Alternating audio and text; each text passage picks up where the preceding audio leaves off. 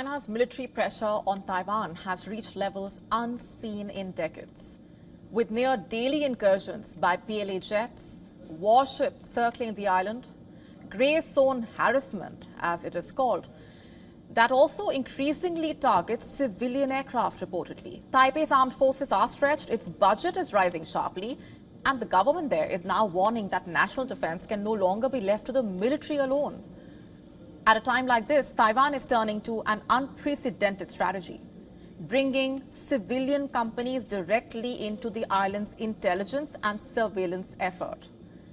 One small airline, better known for pilot training and charter flights, is now offering to help track Chinese warships off Taiwan's coast, using its own aircraft and its own radar. And now this is part of Taiwan's new whole-of-society security push, basically.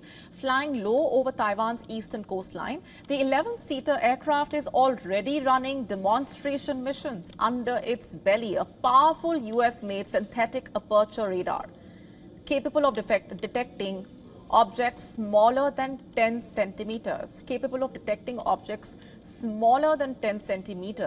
company is saying it wants to stream that data directly to Taiwan's military and Coast Guard as the Chinese naval activity intensifies, more frequent, and also is more aggressive in a way. Now, this is not a defense contractor. It's known for pilot training and charter flights, but is now pitching itself to a government that is calling on civilian businesses, research groups, and even tech firms to support the readiness there. In case China attacks, say, tomorrow, this includes building backup communications, strengthening logistics, hardening the cyber defenses, and now potentially contributing to surveillance and intelligence gathering. This civil-military partnership is common in countries like the United States, but for a small part of the world there, whose forces are stretched by daily Chinese incursions, this is new territory. The Taiwanese government is already preparing to raise the defense spending to 5% of the GDP by 2030 and has announced a new $40 billion supplementary budget. That includes major US arms purchases. These are significant developments. Now, this airline also hopes its surveillance service will become part of this build-up. It says the urgency is clear. Taiwan's defense ministry, in fact, has responded cautiously. It says it has no current plans to cooperate, but that it does welcome discussions on public-private collaboration. And experts are warning that there are legal and also safety questions here.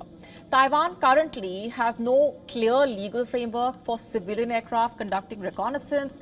Private operators could be vulnerable in the event of Chinese military engagement. In fact, early this year, one of the medical charter flights near Kinmen, just off China's coast, was approached multiple times by Chinese aircraft over 3 days.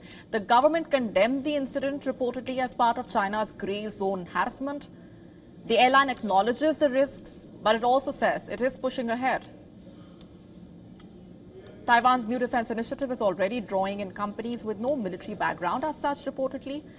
Another highlight here is a new generation of sea drones built by Thunder Tiger, better known for remote control model cars and boats. Now, these drones can basically carry 1,200 kilograms of explosives and travel 500 kilometers, featuring prominently at a defense industry showcase this summer. The Coast Guard, meanwhile, says it is prioritizing new drone reconnaissance before eventually expanding into manned flights. Still, senior Taiwanese security officials are saying that these joint civilian-military initiatives are no longer optional. As China intensifies its military activity around the island, Taiwan is now signaling that defense is no longer the responsibility of just the armed forces, but of the entire society. To stay up to speed with the latest news, download the WION app and subscribe to our YouTube channel.